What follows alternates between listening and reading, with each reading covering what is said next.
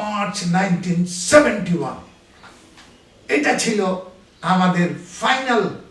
29 March 1971 আমরা একসাথে বঙ্গবন্ধুর স্বাধীনতার ডাকে আমরা সাড়া দিলাম ফ্রান্সের তোলন থেকে। প্রাথমিকভাবে 9 জন বাঙালি সাবমেরিনার ফ্রান্স থেকে তাঁদের যাত্রা শুরু করেন, কিন্তু একজন সাবমেরিনার দল ত্যাগ করে ইংল্যান্ডে চলে যান।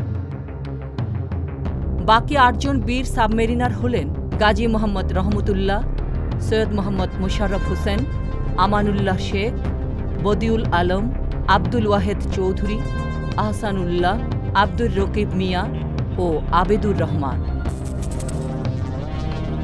ফ্রান্স থেকে সাবমেরিনাররা প্রথমে জেনেভায় যান, কিন্তু ভিসা না থাকায় অত্যন্ত ঝুঁকি নিয়ে পুনরায় তাদের ফ্রান্সে ফিরে আসতে হয়।